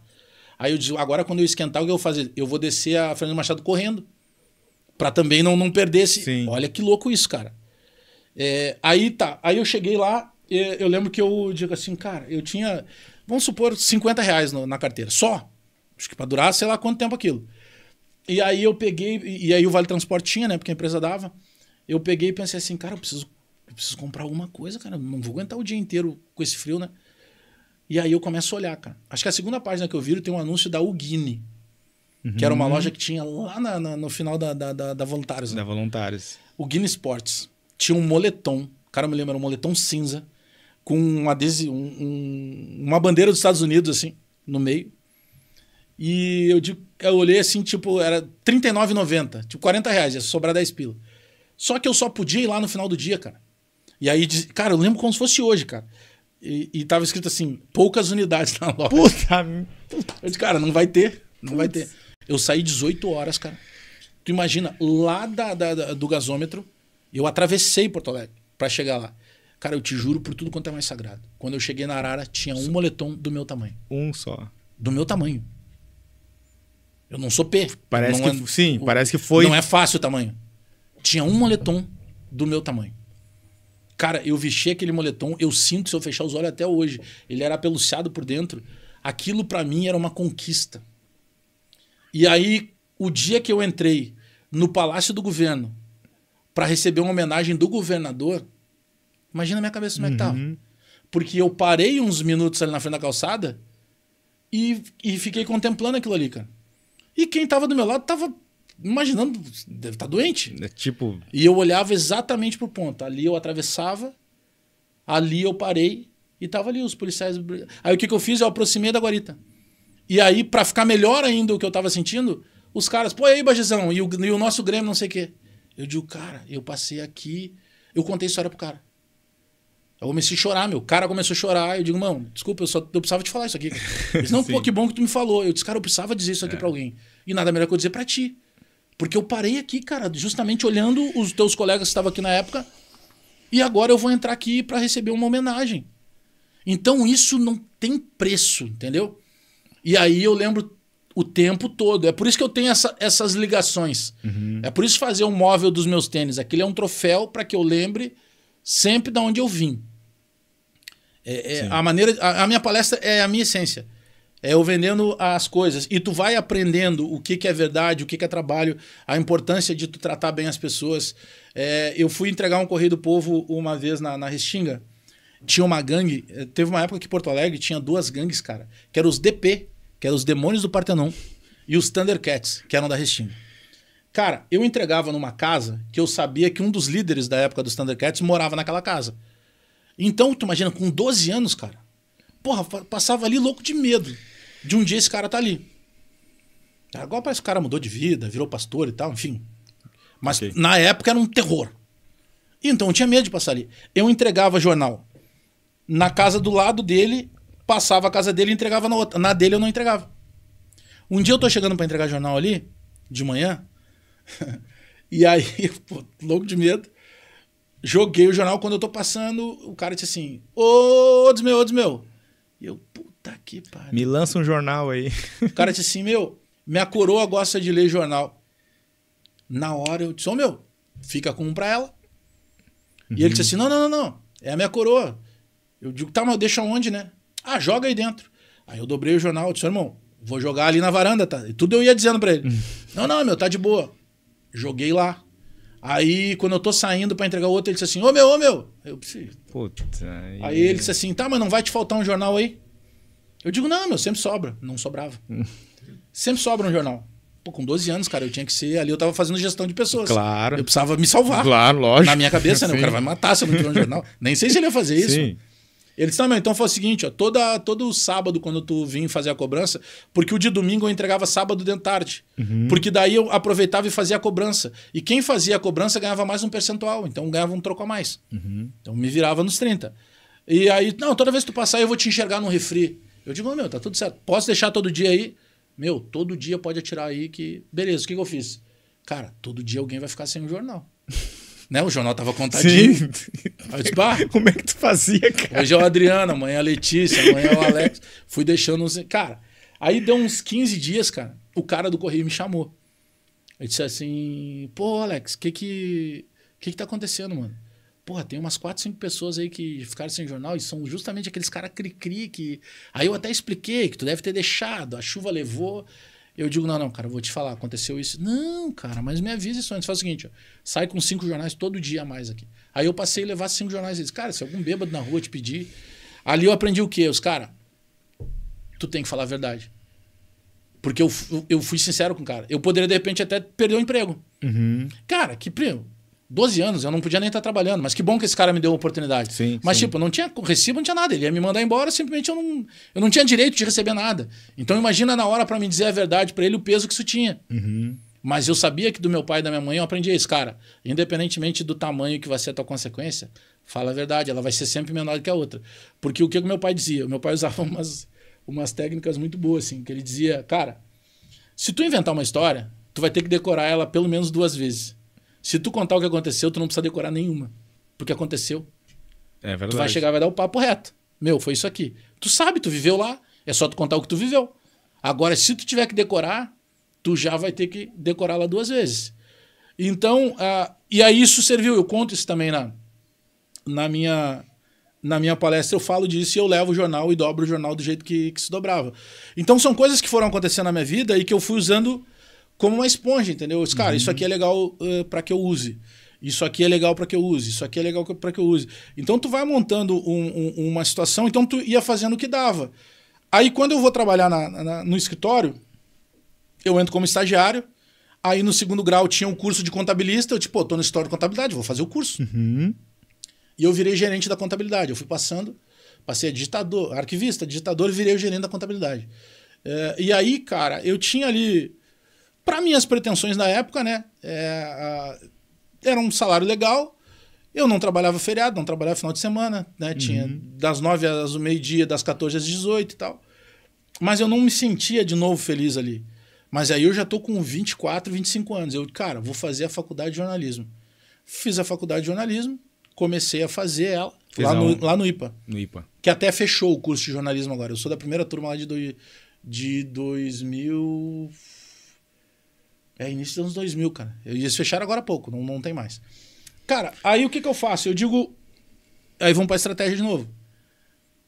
Eu comecei a conversar com pessoas e eu entendi que tinha um curso na época da Fundação Educacional Padre Lando de Moura, que era aqui pertinho antigamente, onde é a SAMU agora. Sim. Agora mudou de local e mudou de nome, mas eu fiz ali. E tinha esse curso de locutor. Porque eu sabia que para pedir emprego eu ia chegar e eu ia ter que apresentar o curso. Aí eu digo, eu chego lá, ninguém me conhece, eu tenho que apresentar esse curso. Aí eu começo a fazer o curso e tinha um cara chamado Otacílio Gonçalves da Silva Júnior, que é um técnico de futebol, deve estar com mais de 80 anos agora. O cara consagradíssimo. Pra te ter uma ideia, esse cara trabalhou no Palmeiras, ele montou o Palmeiras e ele não fica do Palmeiras, ele larga o Palmeiras no final de 92. Ele não fica para aquele Palmeiras da Parmalat, depois dele vem o Luxemburgo. Porque ele recebeu um convite para trabalhar no Japão. Ele vai para um time que depois... ele escolheu a grama do estádio que o Brasil ganhou o pentacampeonato e que o Inter ganhou o campeonato mundial em 2006. O estádio de Yokohama. Puxa. Então ele vai para lá, para te ter uma ideia, ele leva junto do Palmeiras o César Sampaio, o Zinho e o Evair. Cara, ele foi para um time milionário na época. E aí eu encontro ele. Ele trabalhava na Rádio Guaíba de comentarista. E aí baixou uma norma lá, uma obrigação. O governo federal baixou uma norma que esse curso, cara, tinha mais poder que a faculdade. Se tu te formasse na faculdade, tu não era contratado para ir pro microfone, só com teu diploma. Tu tinha que fazer o curso ali. Fazer o curso. Era mais forte o curso. Enfim, aí eu fui fazer o curso. E aí, como eu comecei a fazer com futebol, tem uma apresentação que tu começa, eu sou o Bagé, vim de tal lugar, não sei o quê. Aí ele chegou pra mim e disse assim, cara, eu sou um amigo do teu irmão. Meu irmão era técnico de futebol na época. Mas trabalhava no interior, trabalhava no Glória de Vacaria. Aí eu disse, cara, eu sou amigo do teu irmão, pô, que legal que tá aqui. Mas por que tá aqui, cara? Eu disse, não, eu quero trabalhar com isso, passei na faculdade e tal, e eu sei que se eu bater na porta, já ninguém me conhece. Eu vou usar o meu irmão como exemplo, né? Que as pessoas conhecem, mas eu preciso chegar com curso. E ele chega, cara, então eu vou te levar lá na Rádio Guaíba, eu vou te apresentar pro Luiz Carlos Reck, que é o chefe de esportes. Aí eu digo, pô, te agradeço. Cheguei lá, aí o Reck disse, cara, eu não tenho a figura do estagiário remunerado, e, cara, eu nem teria como te contratar, porque eu conheço teu irmão, mas eu não sei nem se tu sabe falar no microfone. Cara, eu abro a estrutura aqui da Rádio Guaíba, tu faz o que tu quiser aqui dentro e vamos ver o que acontece. Cara, e eu começo a ir pra lá. Então, o que eu fazia? Olha a loucura. Eu ia pra faculdade de manhã cedo, ia pro escritório depois das 11 da manhã, aí conversei com o pessoal do escritório, eles entenderam, ficava até o final do dia, 6 da tarde eu saía do escritório e ia pra Rádio Guaíba, de graça. E assim... Fazer o que lá? Cara, eu comecei a prestar atenção. Aí tinha lá o Léo Jorge, que é um cara que eu amo até hoje, totalmente maluco, mas um cara que manjava demais, assim. Aí ele começou a me explicar, vai ali, pega uma notícia de internet que envolva Grêmio ou Inter e, cara, muda a linguagem, porque a linguagem da internet não é a mesma linguagem do rádio. Olha que louco. O cara da rádio me falando isso. Aí eu redigia, mudava, gravava. E como eu era muito... O que eu fiz, cara? Aí tu vem pra estratégia de novo. Ninguém me conhecia. Eu pegava todos os dias e eu ligava pra alguém do Inter e pra alguém do Grêmio. Ô, tudo bem? Boa noite. Aqui é Alex Bagé da Rádio Guaíba. Já me identificava como da Rádio Guaíba. Sim. E os caras não sabiam quem era. Mas lá na 5º dia que eu liguei, os caras já sabiam quem era. Ô, fala aí, Bagé, tudo bom? Eu já era amigo dos caras. Então eu fui criando fonte, criando intimidade. E eu comecei a dar notícia, só que eu não podia entrar no ar. E os caras começaram, peraí. Ô, Rec. Chegava nas reuniões de esporte, eu participava das reuniões de esporte. Eu ali, eu gastando minha gasolina, eu ia de moto. De graça até então. De graça. Tava aprendendo. Acreditando na parada, velho. Eu tinha certeza que eu ia chegar onde eu cheguei. Que ia brilhar, só mas não sabia quando. Mas em nenhum momento eu tive dúvida. Eu tinha certeza que eu ia fazer isso. Entendi. Mas certeza absoluta, em nenhum momento eu tive dúvida de nada. Então, aí começaram as coisas a acontecer. Pô, daqui a pouco, aí um dia o Rec me chamou e disse assim, isso fazia 2 meses já. Disse, Bagé, cara, quero te parabenizar, pô. Show de bola, mas, irmão, eu não tenho vaga pra ninguém. Agora, se abrir uma vaga, eu vou te contratar. É tua. Eu saí dali, pronto, fechou. Feito. Cara, levou mais 8 meses. Eu trabalhei 10 meses de graça, com o maior orgulho dentro da Rádio Guaíba. Tu vê, ele me falou com 2 meses, cara. E eu digo, era o que eu queria ouvir. Eu continuei no escritório. Aí, quando abriu a vaga, cara, era tipo 30% do que eu ganhava no escritório, porque eu era ninguém no meio do jornalismo, né? Não tinha como exigir muito. Sim. Eu digo, cara, aí falei com a minha mulher, olha, a gente vai ter que reduzir aqui, não sei o quê. Ela disse assim, não, deixa aqui, se eu tiver que segurar alguma coisa, eu seguro. E vambora. Vai fazer. E aí eu não podia mais dar errado. E aí, cara, de lá pra cá, as coisas aconteceram. Só que daí, tu vê, aí eu tô falando de 24, 25 anos, eu já entro mais tarde em relação aos outros. Sim. Eu tinha pouca munição na guerra e eu tinha que ganhar a batalha. Então, quando acontece o meu YouTube, e o meu YouTube começa a decolar, que eu tô na Band e que a gente tava muito bem no Donos da Bola, que era o time inicial, que é hoje que a gente tá no Debate Raiz. Eu não era identificado, o JB não era identificado, o Meneghetti apresentava, o Baldasso Colorado, o CCD era o gremista. Que o CCD agora foi pra Gaúcha no lugar quando eu saí. Sim. Só que daí quando eu chego quando eles me ligam para que eu fosse pra Gaúcha, foi completamente diferente a proposta. Aí já era um salário maior, numa condição melhor, só que eu não podia usar o meu YouTube. Aí eu digo assim, pô, cara, aí eu comecei a mostrar pros caras, abri ali o YouTube Studio e mostrava, ó, eu tô ganhando isso aqui do YouTube, tem mais isso aqui de patrocinador, já era um dinheiro legal. Tá, mas aí quando foi? Tá, mas aí tu perdeu, teve que tirar deletar o teu YouTube? Não deletei, mas eu não podia usar mais o canal. Então, ao longo de 2 anos e meio, eu devo ter perdido, eu tinha 90 e poucos mil inscritos, quando eu voltei eu tinha 82, eu perdi uns 8 mil. Mas, tipo, eu me lembro que eu cheguei a botar 2 mil inscritos por dia quando eu voltei. Foi uma coisa louca, assim. E aí, quando eu voltei, logo deu certo de novo, entendeu? Eu lembro que Mas produzindo muita coisa, assim, gerando muita coisa. Eu lembro que na Gaúcha, quando tava na sala de redação, tu falou, tenha lá o meu canal e tal. Eu falei, cara, mas até então, eu só fui ter essa dimensão realmente, porque eu sou um grande apreciador ainda do Sala, né? Sala... Claro. Mas eu sou uma viúva do Bagé que saiu, porque eu falei, cara, porque às vezes tu dava real no Sala, tipo assim, o jogador não tava jogando bem, cara, tu chegava lá, o fulano não pode vestir a camisa do Grêmio. Eu falei, caraca, Às vezes exagerado também, né? Caraca, eu falei, caraca, esse cara é Mas faca eu acho na que tu boca. quer ver, ó, eu já tinha, na época que... Tanto que eu te falei da questão do samba enredo, né? Eu passei a fazer parte de um grupo de compositores de samba enredo. E aí, poxa, cara, eu realizei muitos sonhos, assim. Eu tive samba passando no AMB com o Leandro de Itaquera, com o Niso do Peruche, com o Quinho, puxando um samba que eu ajudei a fazer, incrível, 80 mil pessoas cantando um negócio que tu ajudou a produzir. Quantos samba enredos você teve na escola de samba aqui? Ah, eu conto pelos que, obviamente, pelos que viraram tema, porque tu participa de... Cara, tu mais perde do que ganha festival. E teve épocas que a gente participava de 8 festivais e não ganhava nenhum. Teve um momento que a gente participou de 10, ganhamos 2 em São Paulo e 1 no Rio. Aí ganhamos na Alegria Zona Sul, que era uma escola do grupo de acesso, que falava de Ogum. Eu não podia perder isso, né? E aí eu desfilei na Sapucaí, cara. Pô, tu vê a Sapucaí assim com mais de 80 mil pessoas, cara, cantando um negócio e... Que você fez. Não tem explicação, velho. Não tem. Se o cara dissesse assim, cara, não tem dinheiro envolvido, é isso aqui, tá bom? Pô, muito obrigado e tá tudo certo. Porque é uma coisa incrível, assim. Então eu tenho 15 sambas que foram para desfiles.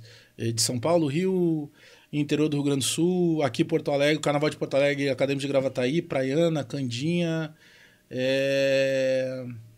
tem mais uma, Bambas da Orgia, e por aí vai, cara, muita. Esporte da Samba, que era um projeto que tinha de crianças da prefeitura, a gente fez samba também pra molecada. Mas aí, então, nessa parte da questão da cultura, ela sempre viveu junto, muito assim, dentro do meu dia a dia, sabe? De querer dar esse retorno, de poder fazer parte de projetos sociais e tudo mais. Então, na questão quando tu tem essa vivência toda de coisas que eu vivi assim no meu dia a dia, eu sempre entendi que o que me fez crescer foi a minha essência, que era a minha verdade. E aí eu pensava assim, cara, eu sempre fiz isso até chegar na RBS. Se a RBS tentou me contratar 3 vezes, é porque eles gostam disso, ou tem alguém que gosta disso. Então por que eu vou mudar? Então eu sou mais sanguíneo, por natureza. Então, tipo, quando tem um conflito eu vou, cara. Entendeu? Se tiver um debate, eu só não vou debater, porque imagina, tá ali do outro lado, o Pedro Ernesto Tenardinho, tá ali do outro... Cara, tô junto na mesma mesa que eles, eu sou igual a eles, velho. É isso aí. E isso não é por soberba, é por tu entender o direito que tu tem de estar ali, de que tu conquistou aquilo de uma maneira natural. Então, eu sempre digo o que eu penso, cara. E teve uma escola de samba chamada Unidos do Capão, tu vai entender o contexto que eu vou te explicar agora. Eu tenho 2 parceiros de samba, um Tabajara Ortiz, que é um monstro daqui, o outro Wilson, que é o Panqueca, que a gente chama. Cara, o Tabajara fez sambas antológicos de Imperadores, Bambas, Império da Zona Norte. Cara multicampeão. Adoro, a gente chama o Babá. Caras que eu respeito muito. E aí teve um momento que a gente tava num hype bom ali de escrever, sabe? E eu escrevo também. Eu tenho samba em produtoras como Sorriso Maroto, Belo, que ainda não foram pra gravação, mas que estão ali. Sabe? Pericão, tem, Thiaguinho, a gente tem muita coisa. Agora a gente fez um que tá até no Spotify com o Juninho PC, que era do Pura Cadência, que é eu, o Juninho e o Gabrielzinho. O Gabrielzinho é um menino que tá estourado, botando música no Périx, no Belo, em todo mundo. Então a gente tem uma conexão muito boa, assim. Cara, quando ele tá aqui em Porto Alegre, vamos sentar, a gente pede... Fica uma tarde lá, tomando uma cerveja e compondo. E aí, então, o Tabajara e o Panqueca me chamaram e disse assim, cara, tem uma que eu acho que tu não vai aceitar, mas a gente queria muito que tu fizesse. Eu disse, o que foi? Cara, Unidos do Capão vai homenagear o Fernandão. E eu sei que tu é gremista, cara, mas eu disse, irmão, pode botar meu nome aí. Pois é. Porque eu tive acesso ao Fernandão, eu fazia mais Inter do que Grêmio, quando eu não era identificado. Então eu peguei esses caras chegando, 2005, 2006 ali. Então eu tinha acesso ao Fernandão como jogador, como diretor e como treinador. E o Fernandão, cara, eu digo assim, cara, eu sou gremista doente. O Fernandão foi um anjo que passou aqui. O Fernandão era... Tudo que tu imaginar de uma pessoa boa tinha no Fernandão. Eu cara, conheci ele... top demais. Um cara que nos deixou com 36 anos, cara. Eu conheci ele no City. Ele era Cliente do sítio, eu conheci ele lá. Meu, um cara sensacional, cara de berço. Acho que o Fernandão não falava palavrão, cara. Sabe? Era um cara assim, aquela conversa, aquela voz sempre linear, sabe, cara? E a gente criticava e ele entendia que fazia parte da nossa crítica. Um cara sensacional. Então, na hora eu falei pros caras, meu, pode botar aí, cara. E tem um cara chamado Paulo Melo, que tem um blog chamado Arquibancada Colorada, que é muito meu amigo. E cara, os meus amigos são meus amigos, cara. Não interessa o que eles fazem, velho. Se eles fazem algo ilegal, a polícia resolve com eles. Eu posso dar uma orientação pro cara, mas eles não deixam de ser meus amigos. Sim. Entendeu? Não é isso que vai fazer. Talvez eu não vá conviver os meus ambientes, mas eles continuam sendo meus amigos. Eu não me descolo de pessoas. O cara fez errado, resolve lá com a polícia, parceiro. Mas eu tive uma história com o cara continua sendo meu amigo. Então, não é um cara ser colorado ou não que ele vai deixar de ser meu amigo, cara. E o Paulo Melo chegou um dia e disse assim pra mim, cara, a gente quer te fazer uma homenagem, porque eu trabalhava na Rádio Grenal, a Rádio Grenal começou a dar um ibope muito alto de manhã ali, que é quando eu recebo o convite pra ir pra Bandeirantes. E aí o Paulo chega assim, cara, a gente quer te fazer uma homenagem lá. Cara, pode me chamar, bora. Vamos lá. E eu fui. Por eu ter essa forma mais pancada, eu ouso ser um dos poucos torcedores do Grêmio que critica o Renato, que é proibido tu criticar o Renato. E eu adoro o Renato, eu conheço o Renato como pessoa. O Renato, ser humano, é um cara... É desse nível de Fernandão aí, de ajudar pessoas. O cara é fantástico. Sim. Mas o Renato, treinador, tem coisas que eu não concordo e eu digo porque eu funciono assim, cara. Eu falo o que eu penso. E aí teve um grupo lá de conselheiros do Grêmio que eles pegaram esse samba... Olha aí, que gremista é esse que escreve? O cara não entende que aquilo ali que tá acontecendo é a minha parte de arte. Sim. Ali é parte da minha vida. Ali eu não tô como torcedor. Que gremista é esse que tá escrevendo samba pro Fernandão? Dizendo que ama o Fernandão. É uma questão, uma licença poética, mas enfim. E o que é o problema? E os caras botaram isso, olha aí, ó, num blog chamado Arquibancada Colorada, ele sendo homenageado. Só que os caras esperam que tu diga assim, pô, cara, verdade, eu não devia ter feito. Eu vou lá e digo o contrário. Eu digo, cara, se me chamarem hoje, eu vou de novo. Se tiver que fazer um samba hoje pro D'Alessandro, eu faço e ponto final. Entendi. E isso incomoda muita gente. Porque parece assim, às vezes, que eu sou arrogante. Eu leio muito isso. Se bem que o hater a gente perdoa, né? Mas os boxeadores de teclado, os caras vão pra ali, cara, e te derrete. Playboy, porra, Playboy. O cara não sabe qualquer coisa, menos Playboy. O que eu passo até hoje de ter que... Cara, eu adoro o que eu faço, mas talvez eu não precisasse fazer de uma maneira tão acelerada se eu não tivesse ainda todas as responsabilidades que eu tenho com a minha família. De uma parte que eu não me descolei e não vou me descolar nunca. Né? De ainda ajudar minha mãe, de fazer as coisas que eu tenho que fazer. Eu poderia, talvez, pro meu nicho, vou cuidar só da minha casa agora. Pô, dá pra dar uma desacelerada. Cara, eu não vou pra lugar nenhum. Eu tive agora, esse ano, na época da praia, eu devo ter passado uns 35 dias na praia. 2 dias, mas 35 não lá, indo pra trabalhar e voltando. Pra estúdio, pra evento, pra alguma coisa assim. Mas 2 dias eu fui na beira da praia tomar uma cerveja e fazer um churrasco com os amigos. Os outros todos, praia, eu via pela janela. E eu não tô reclamando. Eu acho fantástico o que eu faço. Mas aí as pessoas acharam que por uma opinião tu passa a ser arrogante. Não, cara, é que eu tenho um posicionamento. Eu tava com um amigo meu, eu tava fazendo um comparativo com ele. Eu digo, irmão, quantos anos tem teu filho? Ele disse assim, meu filho tem 12 anos. Eu digo, como é que é a rotina dele? Ele mora dentro de um condomínio top aqui em Porto Alegre. E ele começou a falar e tal. Eu digo assim, tu imagina a minha com 12 anos. E ele disse assim, tá, mas em que ponto, Bagé? Não. Ele disse assim, não, eu sei que tu não tinha a mesma condição. Não tem a mesma condição.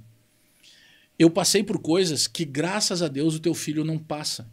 Então, para que tu chegue num momento e tu entenda o que é tu chegar num ponto da tua vida, tendo passado tudo o que tu passou, por exemplo, eu presenciei tiroteio, eu presenciei briga de faca, eu presenciei pessoas matando e pessoas sendo mortas, porque infelizmente é uma realidade de uma comunidade, que tem a parte boa, que tem os trabalhadores, mas que tem a vulnerabilidade, o acesso à droga, o acesso à violência. Como eu conto na história dos meus tênis, era muito mais fácil eu ter ido pelo caminho ruim, porque ali eu teria um tênis melhor do que eu tinha no caminho da minha casa. Então, os teus exemplos, em grande parte, são ruins. Porque o teu primeiro super-herói é o traficante. Sim. Porque é o cara que tem o carrão, é o cara que tem a roupa boa, é o cara que a mulherada tá em cima. E por que eu com a minha pastinha embaixo do braço, otário, trabalhar o dia inteiro, chegar em casa, passava em casa, porque se eu não comesse em casa eu não ia ter dinheiro para comer no colégio, vai pro colégio para ter período de química e física, sexta-feira à noite. Era mais fácil eu ficar no pagode, até porque eu gostava. Então tem algumas coisas, caras, que elas vão se encaixando. Só que hoje eu tô fazendo 48 anos, então eu consigo ver esse filme na minha... E que é, pra mim, maravilhoso.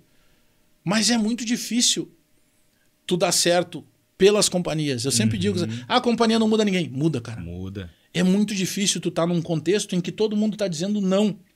Aí por que tu... Não, eu vou dizer sim, porque eu acredito num processo daqui 15 anos. Ninguém pensa isso, cara. É verdade. Então, quando tu tem essas pessoas, como o diretor de bateria lá, do começo da nossa conversa, que chega e diz assim, tu quer tocar aí? Pode ser, tu tem que trazer teu boletim todos os meses. Pois é, isso aí que eu ia te perguntar, tá? E daí, isso aí foi libertador e realizador pra você. Dali em diante, você começou a ser mais estudioso do que já era? Ou, tipo, era uma meta, tipo assim, ó... Porque hoje o meu guri, por exemplo, quando ele tá jogando tá sendo... tá no Juventude, tá? E lá eles pedem, olha, tu tem que ter uma nota acima de 8. O que acontece? Ele tem uma semana de provas e naquela semana ele não vai treinar. E aí ele chega lá, entrega o boletim e ele se esforça muito mais no colégio devido ao futebol do que se, tipo assim, deixasse largado. Tu também era assim? Cara, Adriano, se eu te falar assim, não, aí eu peguei aquilo pra mim e comecei... Não, eu não era o cara estudioso. Eu não era o cara de fazer tema em casa. Eu era o cara de aprender no colégio. Eu digo, cara, se eu conseguir resolver tudo aqui, eu não preciso ter tema em casa. Então, mesmo quando tinha tema, eu já aproveitava, ficava mais depois da aula ali, fazia alguma coisa. Tu vê, mais pra me livrar daquilo. Tá? Não é porque eu adorava estudar. Então, quando dava, por exemplo, tinha que fazer redação. Pô, se fosse só redação, eu seria pós-graduado, porque eu adorava escrever. Então, isso facilitava. Mas, obviamente, que tinha... Mas aí tem pessoas que vão entrando na tua vida... Esse diretor de bateria foi um educador. Eu tive uma outra educadora chamada professora Mari, que era uma professora de matemática. Eu estudava...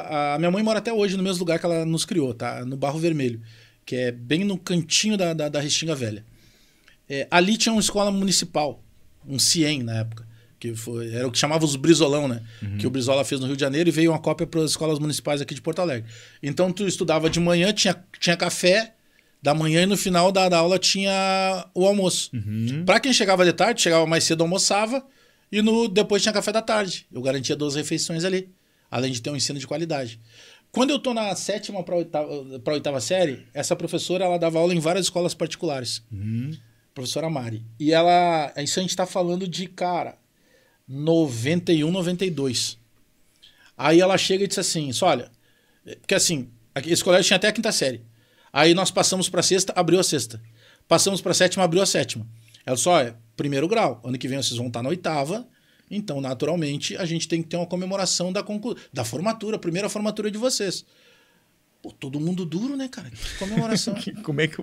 Ela disse assim, não, nós vamos fazer uma viagem para ir de manhã cedo, passar o dia em Gramado e Canela e voltar para vocês conhecerem a Serra. Que legal. E nós vamos pagar por isso. Ferrou, né, cara? Ela disse, mas eu tenho os meios para que vocês consigam esse dinheiro. Cara, ela nos apresentou uma peça de teatro chamada Morte e Vida Severina, que é de um livro escrito por João Cabral de Melo Neto. Isso é uma peça muito famosa. Ela já foi colocada até na Rede Globo, em que a atriz principal era Elba Ramalho. Ela é uma peça de mais de 1 hora, toda feita em poesia de cordel. Então ela é toda rimada. Imagina, cara. Depois na faculdade eu tive 2 semestres de artes cênicas, tirei de letra porque eu já sabia disso. Sim. Mas tu imagina pra esses moleques lá que não sabiam nada. Cara, ela nos ensaiou. E a gente conseguiu fazer. Quando a gente conseguiu fazer, que achou que já era aquilo ali, ela disse, tá bom, agora nós vamos buscar o dinheiro. Ela começou nas escolas particulares que ela dava aula. Cara, escola de rico, velho. Ela nos levava e ela cobrava a bilheteria dos alunos. Para eles assistir. Olha que louco. Olha a cabeça de uma mulher dessa que não sei se é viva, mas que onde ela estiver, que Deus proteja muito. Então a gente se dedicou a algo que a gente não se dedicava. E não é uma época que tinha YouTube. Pega o celular da tua mãe lá e vê no YouTube. Não. A gente ia para a biblioteca, lia, anotava, montamos. Então a gente passou nas principais escolas particulares de Porto Alegre. Então a gente chegava já num ambiente completamente diferente. Estacionamento com carrão, sabe? pô, a gurizada toda diferente, tu olhava assim, mesmo com o uniforme, tu via que era um calçado diferente. Cara, a diferença das classes, né? Do pobre e do rico. E ali estavam os pobres fazendo, os ricos pagando para nos assistirem. Olha o que ela já botava na nossa cabeça. Tipo, ó, tu consegue. E aí eu comecei a botar aquilo na cabeça. Pô, o cara lá da escola de samba me disse que eu tinha que estudar. Eu quero isso aqui. Então, se no começo eu estudava porque eu queria ou não, eu estudava. Esse é o grande lance. Quando ele botou na minha cabeça que eu tinha que estudar para conseguir aquilo, ele já faz eu estudar. Automaticamente. Eu consegui botar um projeto lá, que depois a gente parou e a gente quer retomar agora, que o nome era Rádio na Rua. Só que eu não quero formar radialistas ou jornalistas. A nossa ideia principal é pegar uma turma lá de, sei lá, de 20, 30 pessoas, de qualquer idade. E eu vou mostrar... A gente fez alguns testes, tá? Mas a gente quer fazer agora uma coisa top. Eu vou pegar essas pessoas, vou levar um dia num treino no Beira-Rio, um dia no treino na Arena. Para mostrar como é que é uma reportagem esportiva. Eu vou levar um dia eles dentro da Assembleia Legislativa e da Câmara de Vereadores, para uma reportagem de política. Eu vou levar um dia num museu, para uma reportagem de cultura. E assim vai. Porque se eu chegar e reunir essas pessoas, eles não vão querer nem me ouvir. Mas se eu levar eles em algo que eles vejam na prática, ver o jogador, ver o político, ver o jornalista, tu já impacta esses caras. E a gente começou a ver que isso dava certo. Por quê? Porque a nossa principal ideia era fazer as pessoas lerem. E se eu chegasse e oferecesse o livro, a maioria deles me jogava no chão. Mas quando eu faço por outro caminho ele ter acesso ao livro, então os meios que tu vai encontrar são as grandes chaves. É a história do professor de cursinho que começa a fazer algo diferente. O André Diniz é um cara que ganhou 12 anos seguidos o samba na Vila Isabel. Ele ganhou tanto samba na Vila Isabel que um dia ele passou o Martinho da Vila, que era o maior vencedor. Um dia o Martinho ali do Cruz chamaram ele. Vamos fazer junto samba? Que a gente tá brigando os três. Olha o que é isso. Quem era o André Diniz? Um professor de história que resolveu levar um cavaquinho para dentro da sala de aula e fazia o cara decorar com samba. Ô, Bagé, mas assim, tá... Mas uma coisa que me intriga. Aonde a comédia entrou aí? Então... Aí isso é uma coisa que me intriga. Aonde a comédia entrou? Porque tem uma lacuna ali que a comédia entrou. Porque você faz ou fazia stand-up. Eu tenho tatuado aqui. Pois é, aonde a comédia entrou nessa história? Então, cara, Adriano, eu tive uma coisa... Muita gente me dizia assim... cara, foca em alguma coisa, porque não existe jogador que atua nas 11. E eu queria provar que existe. Que tu consegue, cara. Eu sou muito de pensar, de montar uma estratégia e, cara, graças a Deus, pra tudo, assim, na minha vida, eu consegui fazer os objetivos, a cumprir eles. A comédia do stand-up, eu sempre escrevi muito e tal, e eu sempre tive esse lado de estar falando sério e daqui a pouco botar uma brincadeira ali. O Pedro Ernesto adorava isso no sala, porque os caras estavam brigando, às vezes eu brigava, mas daqui a pouco eu quebrava, imitava o Cleo Kuhn e tal. O Cleo nunca me cumprimentou quando passava no corredor. Capaz. A gente não tinha amizade, eu passo a imitar o cara, acho que ele não gostava, porque uma imitação que tu faz, o Cleo tem a voz arrastada. Então a imitação que tu faz, e o grande lance da imitação não é a voz só. Tu tem que ter a voz e um texto. Então, o texto do Cleo era sempre uma brincadeira. O Cleo dando uma previsão e errando. É óbvio que o Cleo não gostava. Até porque acho que o senso de humor dele não é tão, né? Se fosse, ele até gostaria e tal. Nunca me cumprimentou, nunca fui perguntar pra ele se ele gostava ou não. Mas tu imagina, no sala isso tem uma repercussão monstra, né? Mas tu já falou com ele já alguma vez ou não? Não, cara, ele olhava, ele passava por mim, não cumprimentava, eu ficava meio assim. Sabe? Mas óbvio que a repercussão era monstra. Os caras mandavam pra ele, meu, o Bagé tá te imitando, não sei o quê. Sempre errando. Se ele gostasse, ele tinha brincado comigo, ele nunca brincou. Eu deixei pra ele, sabe? Ele nunca me falou nada. Tipo o Neto Fagundes parava ali, a gente se mijava rindo, porque o Neto te conta as mesmas piadas e tu ri sempre. Sim. Que é aquele jeito, o Neto é um ser humano fora do normal. E aí, cara, eu tinha sempre isso, sabe? De ter uma linguagem mais popular e tudo mais. Às vezes até pra criticar o jogador, pô, bando de pé de rato, não sei o que. O pé de rato foi o melhor, aquela quando largou. E os caras viram teus amigos depois, que o Michael me disse uma coisa, e o Michael é muito meu amigo hoje, o Michael, ele dizia uma coisa assim, Bagé, quando tu me critica e eu sei que eu fui mal, eu não posso ficar bravo contigo. Eu sei quando eu vou mal. O Michael, o capitão do Grêmio. O Grêmio. Michael Capita, eu sei quando eu vou mal. O problema é se eu começo bem e tu continua me criticando. Aí é perseguição, aí eu vou ficar puto. Agora, o dia que eu sei que eu não... Eu sou o primeiro a saber que não fui bem. Claro, às vezes tu vai exagerar, mas se eu não fui bem, eu não posso berrar contigo. Então, cara, vários caras aí, pô, Bolívar é um irmão que eu tenho. O Bolívar era osso duro de tu lidar. Magrão. Magrão é meu irmãozão, cara. Sabe? Pô, era um osso duro de tu lidar com o Magrão, cara. O Magrão chegava na entrevista te olhando torto, porque é o jeito do Magrão. E o D'Alessandro? O Dali hoje a gente tá de bem de novo. Teve um tempo que ele ficou bravo comigo. Hoje a gente fez até uma live juntos. Mas cara, eles são fora da curva. Ele é outro baita ser humano, assim, de ajudar muita gente. Eu vim com ele uma vez, esse tempo atrás aí. Ele tava na Argentina, também tava, a gente veio no mesmo voo. O cara tá cabeludo agora. Ele veio com a boina, que ele tinha, eu acho, recém-feito ali. A gente tava brincando com ele, que agora ele até corta o cabelo e tal. Mas isso é muito legal, sabe? E os caras sabem quando eles estão nos lugares deles, se tu faz e tal. O Dali, por exemplo, foi um exagero da minha parte. Mas ele, na época, não era identificado ainda. E aí, cara, ele brigou com algum torcedor lá e mandou o torcedor longe, não sei o quê, e repercutiu mal aquilo. E aí eu peguei e falei isso, pô, o D'Alessandro tinha que entender que até ele chegar no Inter ele não era ninguém. Porque o D'Alessandro que foi pra Europa não era na proporção do que se imaginava que ele pudesse ter feito, né? Pô, o D'Alessandro aparece, El Cabeção, que todo argentino que aparece bem ganha um apelido já, né? E ele era uma revelação. Mas foi isso, claro, porque o cara do outro lado assim, pô, Bagé, ralei pra caramba num monte de país, tu vai dizer que eu não fui ninguém. Então eu entendi ele. Sim. E depois a gente teve a possibilidade de conversar e tal. E eu disse pra ele, cara, realmente foi exagero, mas tu entendeu o que eu quis dizer isso aqui? Ele disse, não, hoje eu entendo, mas no meio da confusão, tava apanhando de todo mundo e tal. Mas enfim, mas os caras entendem quando tu faz a crítica específica daquilo. E aí, por ter esse lance de sempre estar querendo fazer uma piada, alguma coisa, brincadeira, eu tô te falando de várias pessoas assim que eu idolatrava, eu continuo idolatrando, mas que hoje eu tenho prazer de ter como amigos. Um dia, eu digo, pô, eu tava montando uma palestra e aí eu digo, cara, eu preciso falar com o Zé Vitor Castiel. Aí chamei o Zé Vitor, pô, Zé Vitor não sei o quê. Ele disse, não, Bagé, pô, vem cá, vou te dar umas dicas. Porque o cara que, pô, trabalhou na Globo, num monte de lugar. Fui lá tomar um café com ele, era lá no DC Navegantes, o escritório dele antes. Aí a gente tá conversando, te juro, ele é muito louco, ele disse assim, tu tem que fazer stand-up. Eu digo assim, mas como assim? Te vira, faz um texto 5 minutos. Na minha cabeça, 5 minutos eu tenho. Pô, 5 minutos é uma eternidade, cara. 5 minutos. Aí eu disse assim, tu tem? Então beleza, peraí. Cara, ele pegou um calendário. Disse assim, daqui 2 semanas tem um show do Nando Viana, que já tá esgotado há 2 semanas, 2 sessões no São Pedro. Ó, louca. Tu vai abrir o show pra ele. Nem te preocupa que já tá tudo vendido.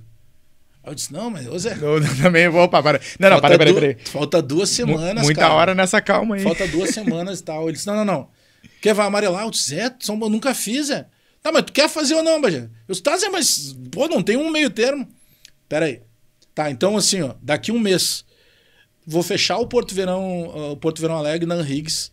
Tem um espetáculo chamado Com a Corda Toda, que era o André Damasceno, Maiquinho Pereira, que é o pequenininho lá de São Léo, meu irmão. Índio Bem, que tá estourado com a doutora Rosângela no Brasil todo, tá na Praça Nossa. Eu convidei ele, cara. Cara, ele não tem agenda, velho. Pois é, ele falou assim, não, eu vou e tal. Ser humano, mas... foda cara, demais. Ele me respondeu, cara, pelo Instagram. Genial. Ser humano demais. E o outro era o Dudu Weber, que faz hoje com... Ele faz com o Guri de Aruguaiana, com o Jair Cobb, o Léo, o Gaúcho de Apartamento. Gaúcho de Apartamento. Aí tá, beleza, cara. Só que a minha linguagem é das ruas, né, cara? Eu já montei uma estrutura porque eu comecei a olhar o que tava dando muito certo e o que dava muito certo tinha muito palavrão. E eu montei naquilo ali. Né? Pô, tem uma história... A minha história já é engraçada. Meu pai, 17 filhos, 13 casamentos, não sei o que. Eu comecei a contar a história da minha vida, mas com muito punch, né? Que tu tem o setup, que é a construção, e o punch, que é a hora que tu leva o cérebro da pessoa a entender que tu tá indo para um lado, e o punch, ele mostra que é para cá. É isso que dá um choque no cérebro. O termo não é esse, mas que te causa a risada. Sim. Então tu tem que construir, mas tu não pode entregar o final. Cara, o final tem que ser surpreendente, né? Então o meu punch era sempre uma coisa ligada, cara, a coisas mais para maiores de 18 anos, né? De várias coisas, enfim. Cara, de várias coisas. Não sei se vem ao caso eu falar aqui. Fica à vontade. Mas depois a gente vai fazer o papo sem filtro. Não sei se a gente já tá... Cara, eu falava de exame de espermograma, contando como é que era a diferença de fazer no convênio e fazer no SUS, que era completamente diferente.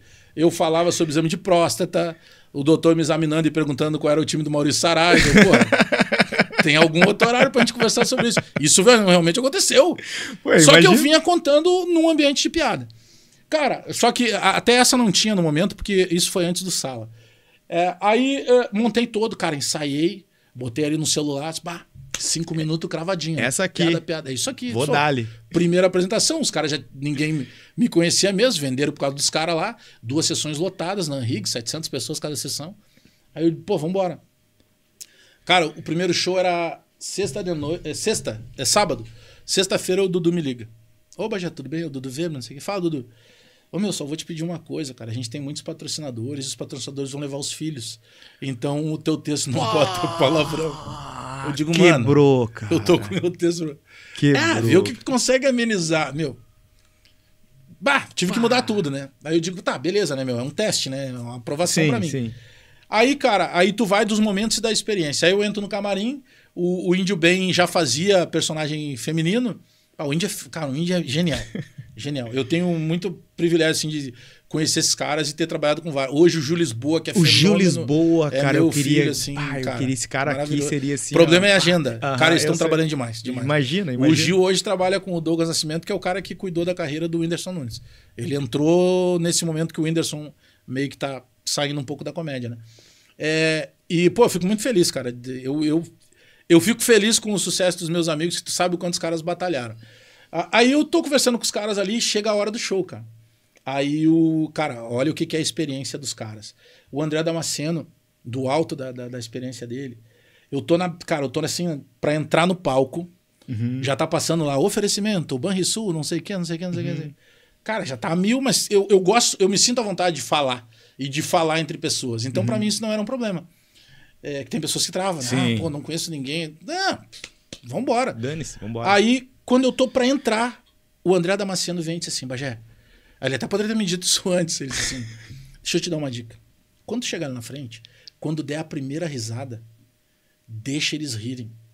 Não fala em cima. Curte essa primeira risada e aplauso. E não te preocupe em que momento vai entrar a tua primeira risada. Mas quando entrar, curte. Cara, eu comecei a fazer tal. Pum, primeira risada e aplauso. Deixei os caras. Ainda fazia assim. Aí entrou, foi entrando. Aí eu saí, cara. Eu digo, isso na primeira sessão, né? Saí, eu digo assim pro Dudu. Eu disse, Dudu, cara, desculpa, meu primeiro, velho. Não consegui fazer nem os 5. Eles, não, Bajé, tu fez 12. E eu disse, não, peraí, cara. 12? Cheguei.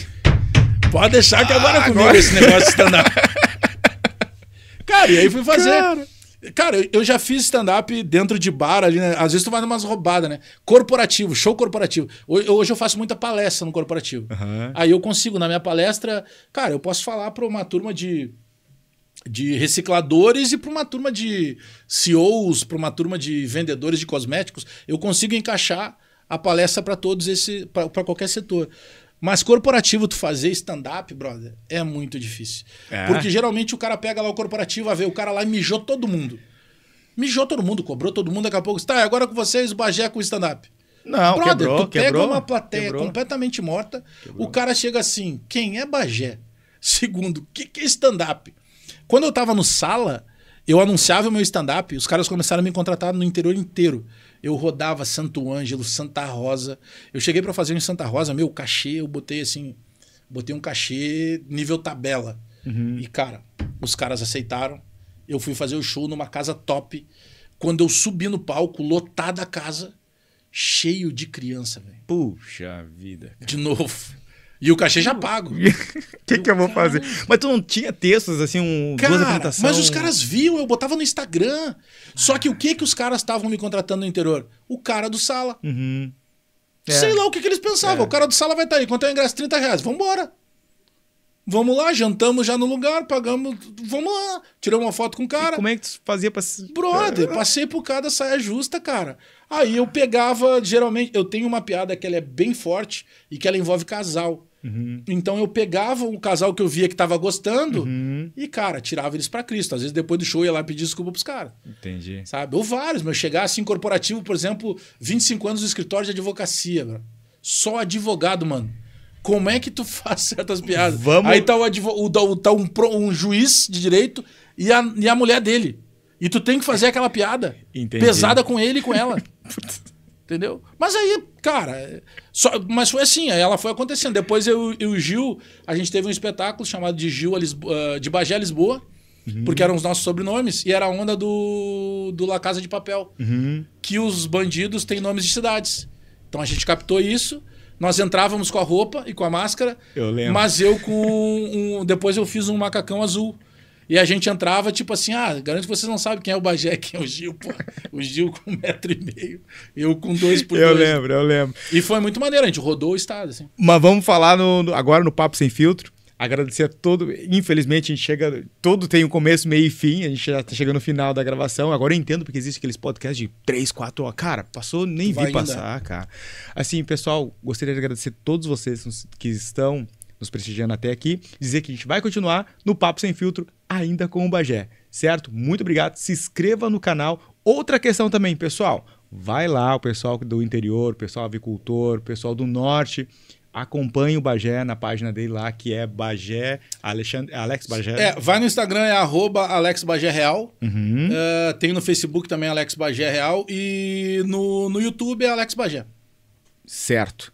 Então, assim, vai lá, pessoal. O Bagé é sensacional. O pessoal do norte que não conhece ou não teve ainda a questão, segue o cara lá. O cara é sensacional. Fala muito de Grêmio Inter, sabe tudo.